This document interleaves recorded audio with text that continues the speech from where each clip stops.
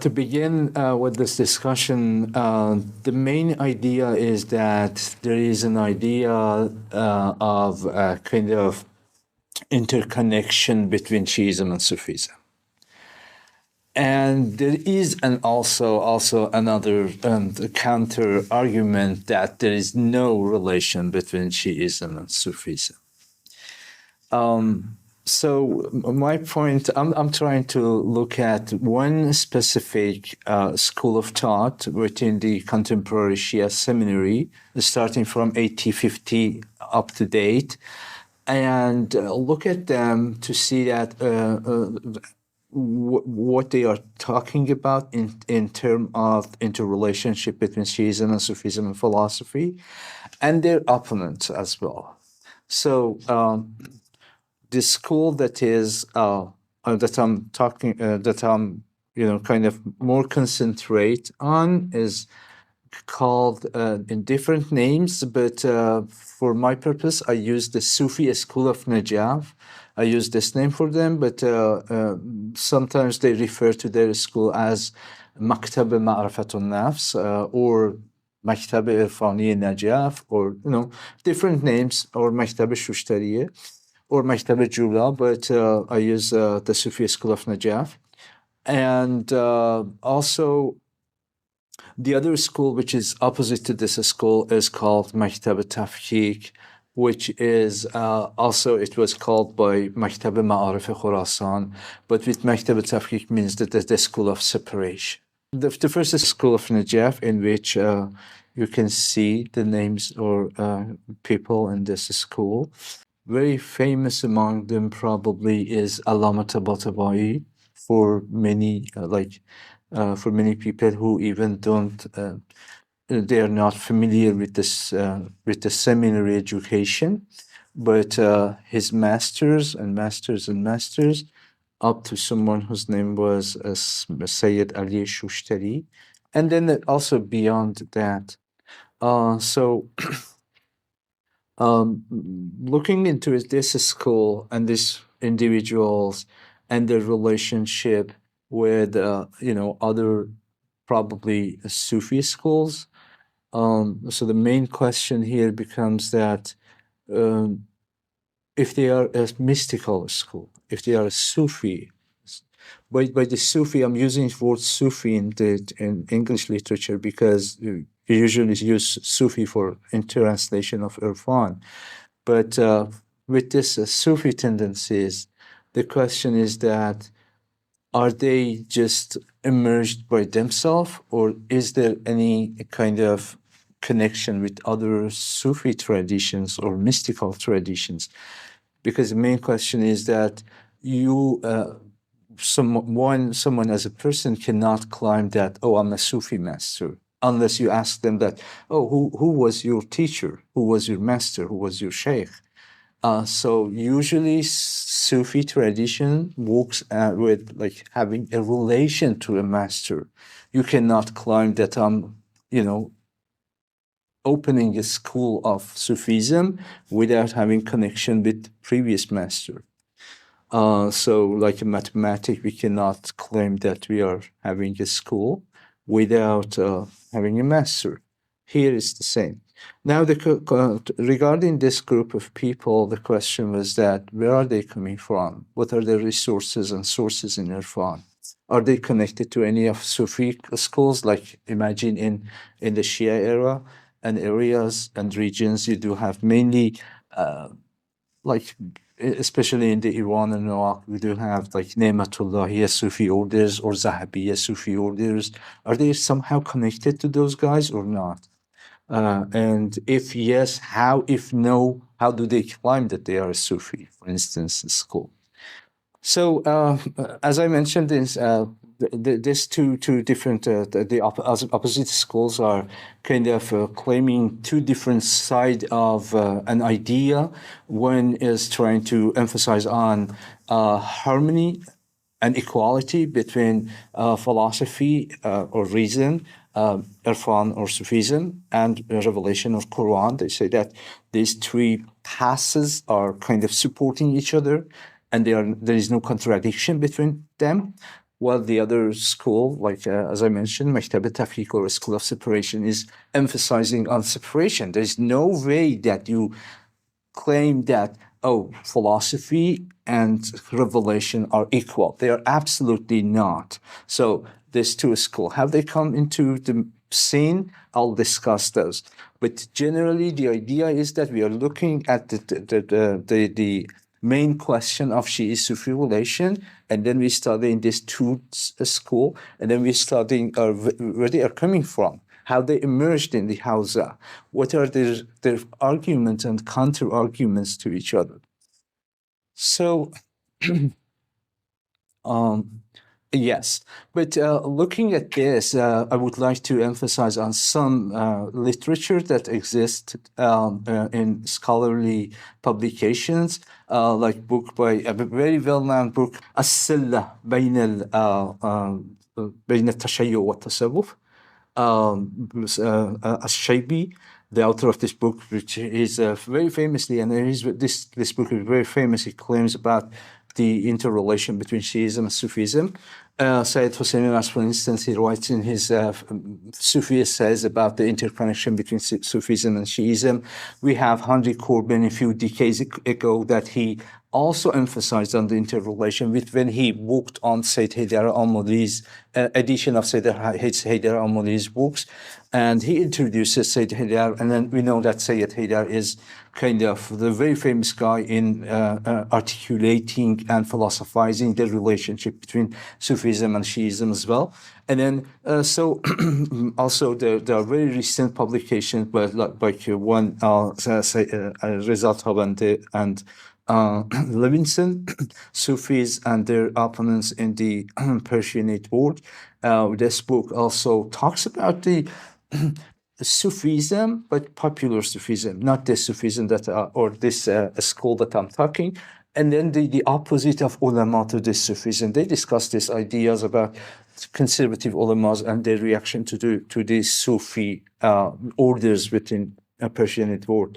Ata Anzali also wrote a book, Mysticism in Iran. He, on the other hand, Ata Anzali more focuses on Zahabiyya Sufi orders, and then he describes that how the challenges were happening between those Sufi orders and some other conservative ulamas.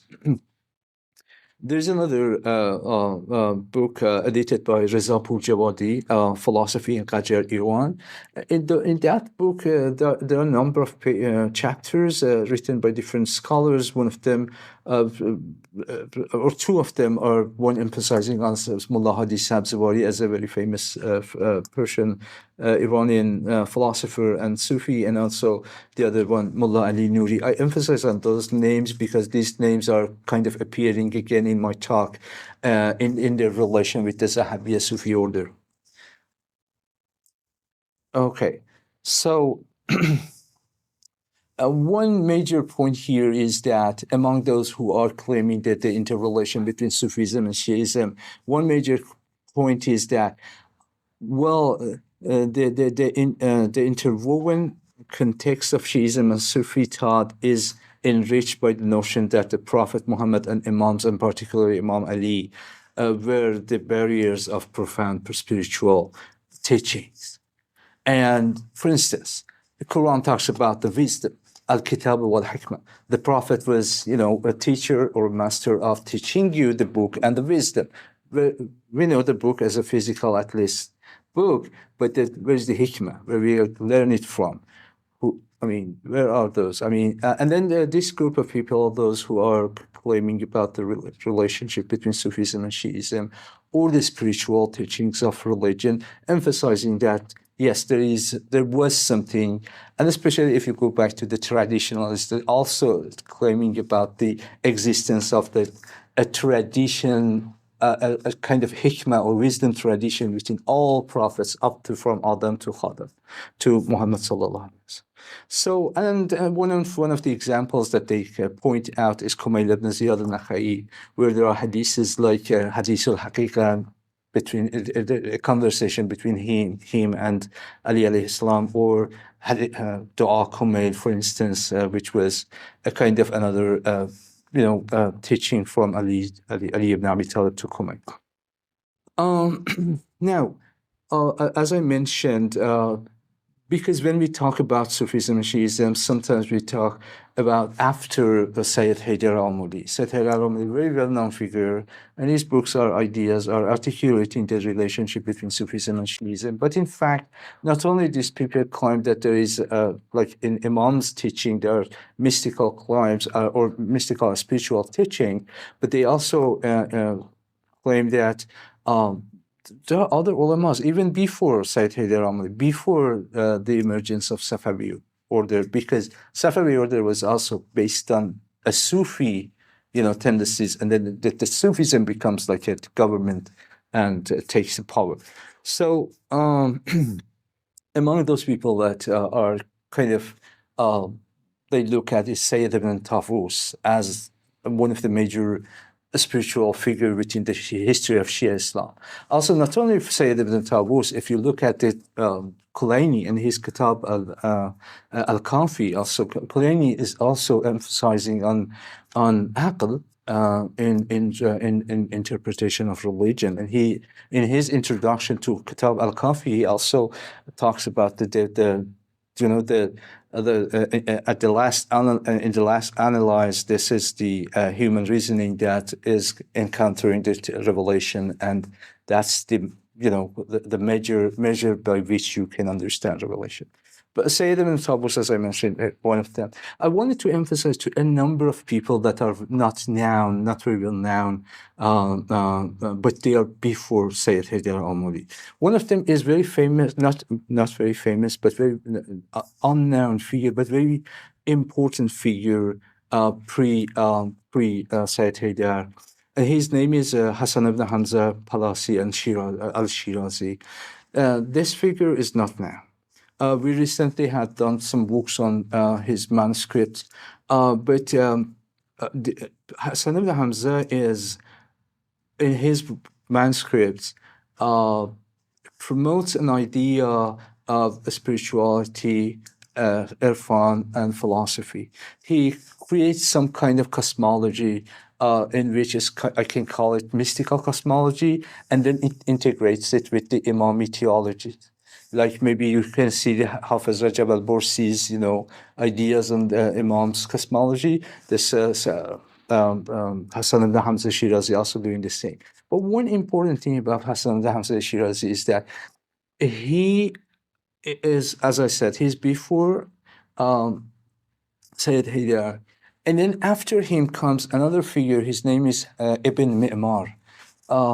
These two figures are quite important, and their names are mentioned in the history of Syria, this Ibn Kathir in the history, because they call these people, Hasan ibn Hamza and Ibn Mimar, as at least two scholars that they are manipulated the minds of young people. And then we study that in the Tarikh al-Damashq by Ibn Kathir and others, that there are a number of people that are beheaded in Damascus because they were manipulated by the ideas of Ibn Mimar and Hasan ibn Hamza Shirazi. One important thing is that if you look at the Nusayri's texts, there are 10 important books which was kind of about a decade ago published as Nusayri's main texts, and two of the Nusayri's texts are done by Hasan ibn Hamza. They are writings of Hasan ibn Hamza Shirazi. And I said that Hasan ibn Hamza, was Shirazi, was also he was a disciple of a Sheikh Kujaji in Tabriz, Iran. And he was very famous. This Kujaji was very famous, and his family played important role in the court of Safavid later on. Now, so Ibn Mimar also is promoting Sufi Shi'i ideas, and one important, interesting thing is that he met Ibn Taymiyyah when he was in jail in Alexandria, and he writes letters to Ibn Taymiyyah in order to cure his mind. But finally, he met him in person, and then but the answer of Ibn Taymiyyah is that he's cursing him. And then this is Ibn Taymiyyah, who by whose fatwa a number of followers of Ibn Maymar was also beheaded. So, and then we reach to Sayyid Haydar Amuli, that everyone knows about him and his ideas on between the Salah, the relation between Sufism and Shi'ism. Now, now, one of the main figures that we need to emphasize on is this Mulla Sadra and his philosophical, mystical interpretation of religion, in order, especially in relation to the Shi'ism as well. I mean, he integrates his philosophical and Sufi understanding, or interpreting whether revelation or hadith based on his kind of mystical cosmology, mystical understanding. We know about Mullah Sadra well, but one of the things that I would like to emphasize about Mullah Sadra is the way that he writes his commentary on Usul al-Kafi. You know, Usul al-Kafi is a hadith book, and very important for Mullah Sadra to write about, especially the first chapter of hadith Usul al-Kafi. The very first chapter of Usul al-Kafi is Kitab al-Aql wal-Jahd, the book of ignorance and intellect and ignorance. And then he uses those hadiths also because he saw those hadiths are very well kind of can integrate into his philosophical understanding or mystical understanding. That's the main, very important opposition between him and Majlisi, because Majlisi also kind of writes commentary on those hadiths, which the idea of aql or intellect is mentioned. But Majlisi's understanding is that aql means that to follow Prophet Muhammad. It is just following Prophet Muhammad, following the Sharia. While for Mullah Sadra, it's aql has a kind of, you have a cosmic aql, you have a aql in a human, and so the differences are very, these two figures are very harshly or kind of contradict each other, and kind of counter arguments about the meaning of those notions within the revelation or within the hadith literature. So it comes again, as I mentioned about those people who were pro-philosophy and pro-Sufism and pro kind of interrelation between Shi'ism and Sufism. It also comes that anti-Sufi aspects of, you do have a lot of people that, especially if you look at the Safavid era, in the later Safavid era, with the emergence of fiqhi understanding of the emergence of fuqaha from Lebanon in Iran, the idea of anti-Sufism becomes more important, more apparent, more emergent. And then you do have people like Muhammad Baqir Majlisi, that we know that he argues against those who are using philosophy and Sufism in interpretation of religion, and many others. I mean, there are three main qazis or judges of the Safavid era that they are very powerful in their opposition to Sufism. And not only among them, but many scholars of religion, also more conservative, they always doubt about the interrelation between philosophy and religion, and using reason in interpretation of religion and things like that. But now let me go back to this the idea of the School of Najaf.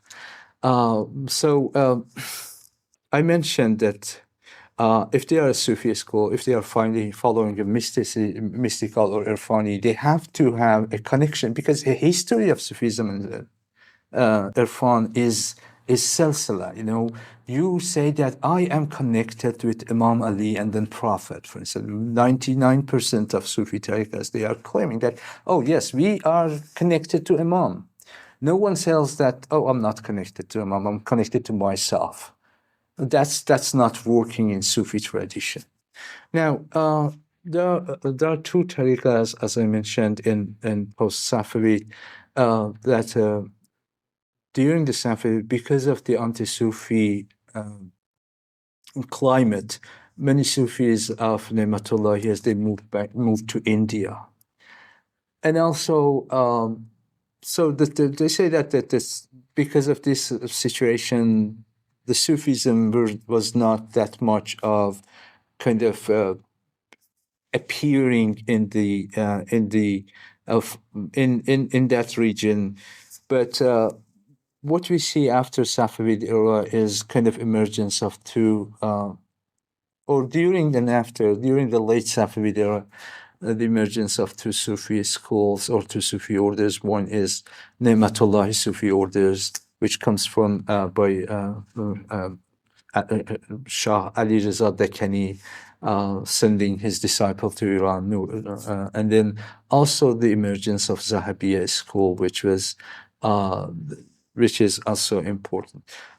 So one thing is that Saduqi Suha, a scholar in Iran, he writes a book, his book, Tarikh Hukama wa Urafai Ba'd az Mulla Sadra, the history of philosophers and mystic after Mulla Sadra. He names a number of those people, about, I mean, I haven't counted them, but a good number of them up to present. And then what is important among those is that if you look at those names, then connections, you find some of them related to this Sufi order, well, Ni'matullah, and some of them to Zahabiyya Sufi order. Some of them, maybe they are just, as a philosopher, they don't need to have connection to Sufism, but the other ones, yes, there are a good number of them, like Qutbuddin Nayrizi. He's a revival of mystical Mulla Sadra's philosophy, and he also was a good example as a Zahabi Sheikh, and he was actually the Qutb of Zahabiyya Sheikh. We know that Zahabiyya is a branch of Kubrawiya Sufi order, which was in Asia Minor. But one important thing about this Kubrawiya is that there is a good studies about the Kubrawiya's ties with Shi'ism. And there is a very recent scholarship done by Dr. Karsh I guess he was in New Zealand, and he wrote a paper on the relation between Sheikh Najmuddin Kubra and the Shi'i Sufism. But anyway, so there are this number of scholars who are Qutbuddin Nayrizi, Bida Abadi, and Mullah Ali Nouri. These are Mullah Hadi Sabzevari. These are very important figures in philosophy and mysticism, and they're related to Zahabiyya Sufi school. Okay. Also, as I mentioned, that the Zahabiyya emerged in Iran after and late Safavid. Also, there is the same story with Ne'matullahi Sufi order. That also, as I mentioned, Shah Ali Masum Ali Shah Dekkani sent his disciple Nur Ali Shah Isfahani to Iran, and then this sending this disciple causes invitation or calling other ulamas to join the order, the Ne'matullahi order. A number of people apparently joined this Ne'matullahi order. Some of them, they are scholars, like high-rank scholars of seminary. Among them are Mullah Abdus Samad Hamadani, very famous. He was mujtahid. And one very important figure that is everyone tries to whether connect it or not connect him to Sufism is Allama Bahrul Ulum. Bahrul Ulum is very famous, and there's a book attributed to him which is called the Risale Seyd al-Suluk, or the treatise in the wayfaring. And so in that Risala, there's only purely practical irfan, practical Sufism. And those who don't want to say that Bahrul Ulum was engaged with Sufism, they say that this Risala is not for him. But those who want him to be connected, they say that, yes, truly, this is for him. But the important point is that this Risala this treatise was very well received among those people who were pro-Sufism or pro-Irfan, let's say, in Shia tradition or Shia Seminary later on. And some others, like he wrote a commentary on his Risala. So, as another figure in this Nematullahi like order was Mullah Abdul Samad Hamadani. He's very famous. Bahr al-Ma'arif is very famous among the ulama. There's a speculation because he was a mujtahid, and then we know the doubt that he was also Nematullahi Sheikh or Qutb. They say that the one speculation about the Sufi School of Najaf, the Allama Tabatabai and his master, is that, well, they are, following him. They were kind of joined in Nematullah here, or he was the cause that they, came into the Sufism or Mysticism. Especially in Dr. Shahram Pazuki in his entry of Abdus Samad Hamadani in Islamic Encyclopedia of Islam, he writes about this and speculate that Mullah Abdus Samad Hamadani was. But my studies doesn't support that. I mean, maybe there's a connection, but it is not a direct connection between him.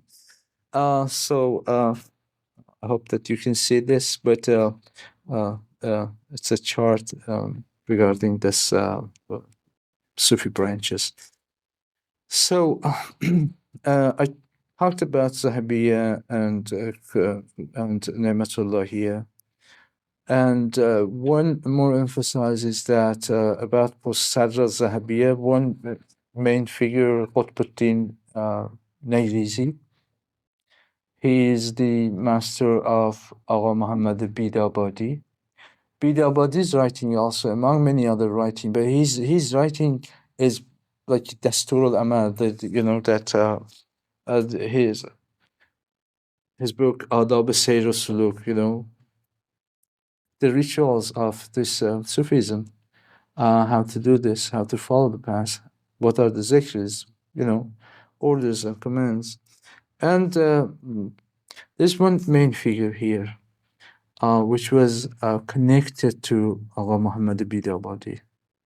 And he is very key to understanding of this Maktab Irfani Najaf. His name is Sayyid Sadruddin Kashifi Desfuli.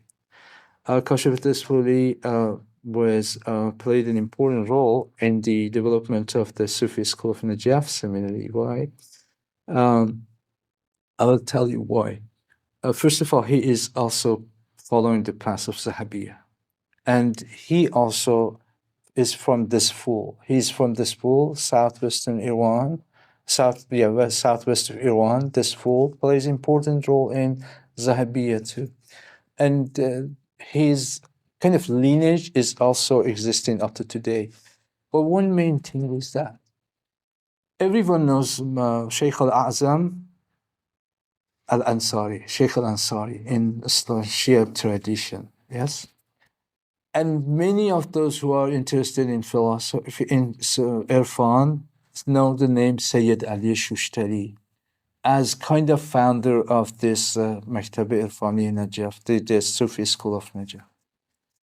These two figures, Shaykh al-A'zam Ansari and Sayyid Ali Shushtari, and Sayyid Sadruddin Kashif Desfuli, they are from one city, one era.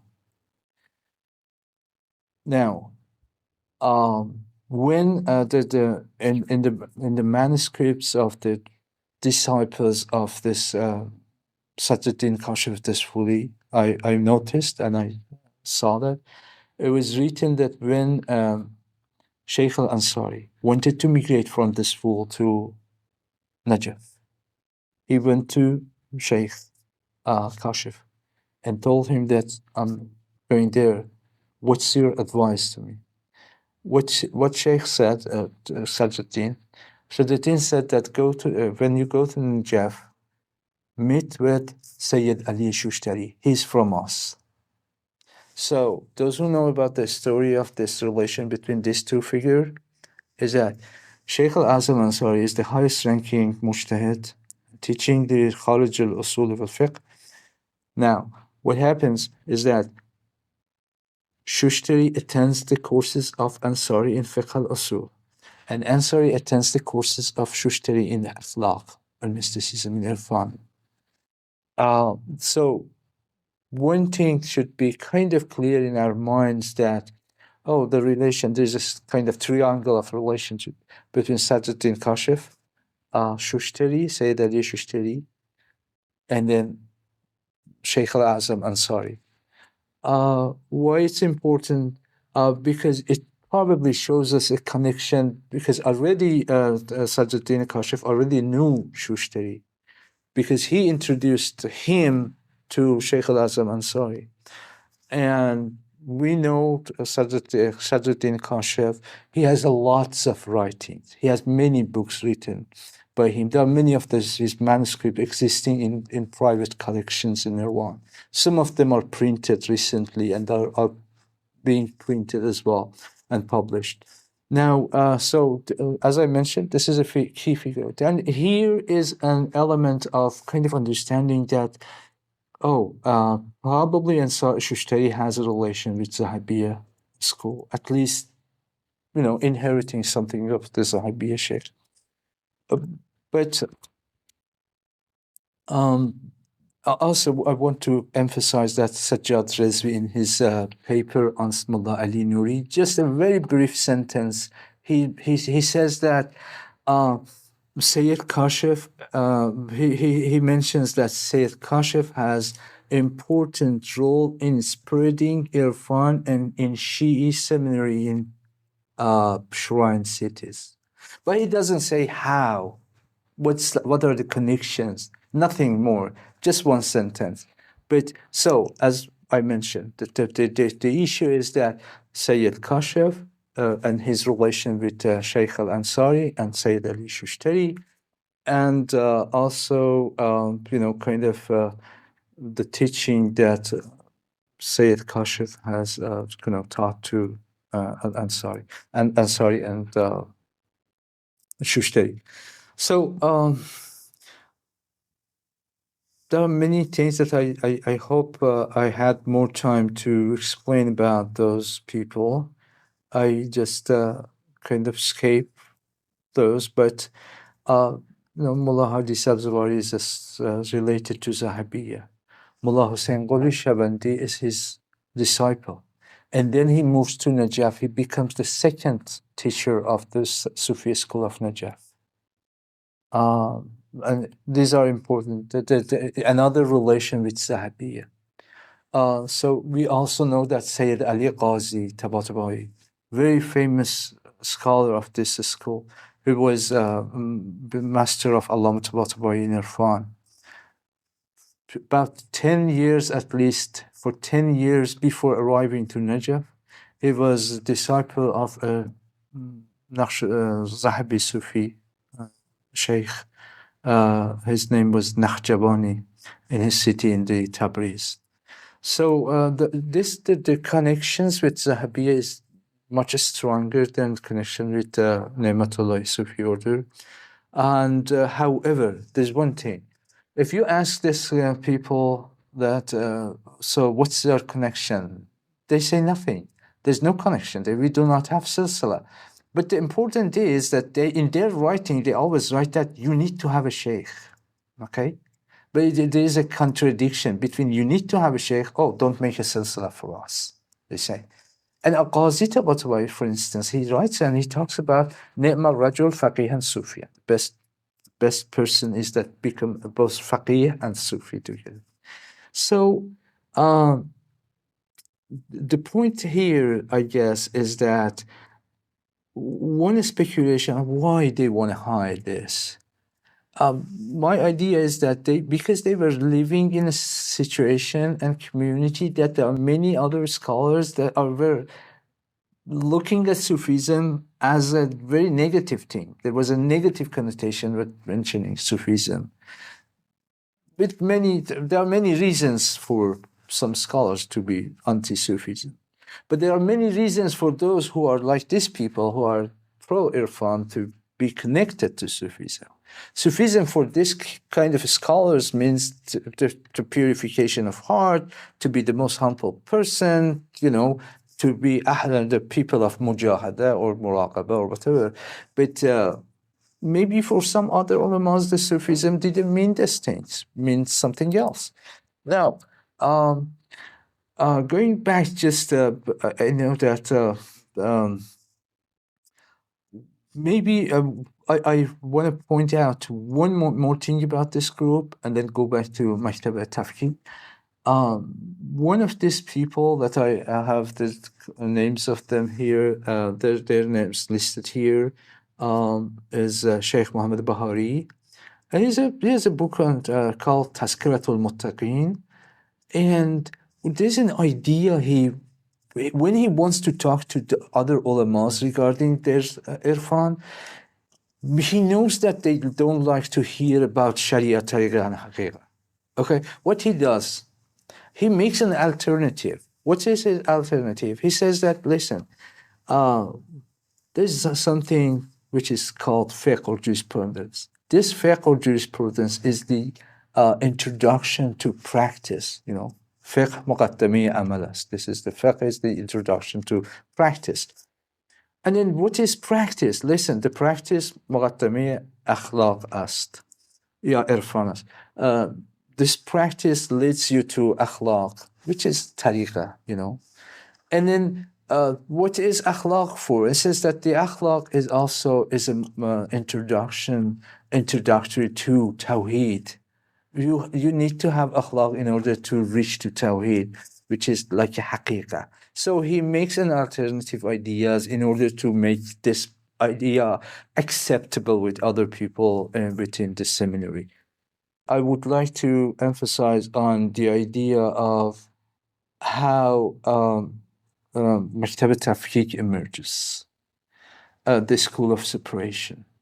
The school of separation, maybe many of you know that Mirza Mahdi Isfahani is a founder of School of Separation. And he, in fact, in the early education was a student of Sayyid Ahmad al-Karbalawi and Sheikh Muhammad Bahari that I mentioned. He was like taught by them. He was a student, a disciple of Ayatollah Na'ini, one of the great mujtahids of the time. But nevertheless, what's happening? Isfahani during his education in Najaf, he thinks about one question. For sometimes he has been in Samarra, the city of Samarra in Iraq, in the house of Samarra, where this the place of occultation of Imam al-Mahdi is there. And maybe they, kind of it affected him, but he says that I was just thinking that why, when we have the Imam, then people are going to follow like this Greek philosophy or Sufis, or why they need to do so? We have to go and find Imam itself.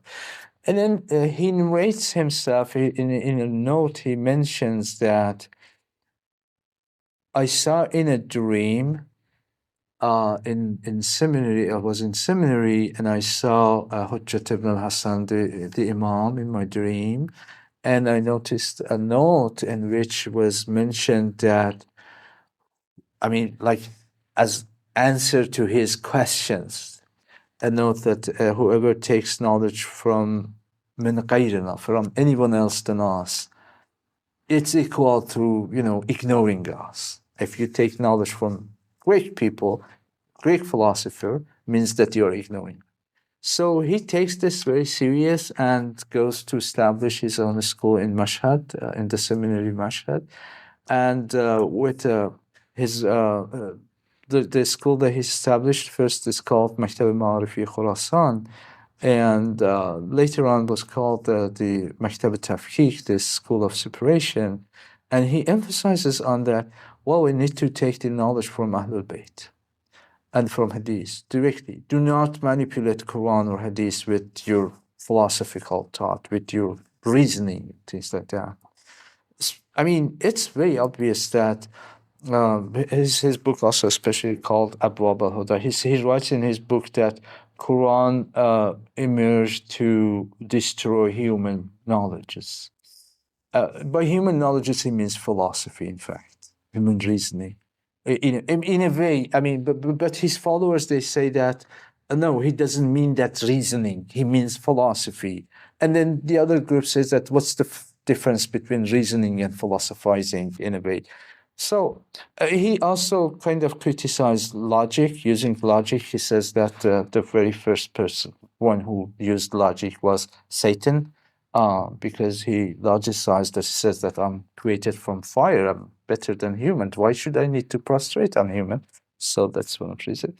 So the hadith was that, or the note that he says that he got was that seeking knowledge from any sources except from us, min ghayrina ahl al-bayt, is equal to our denial.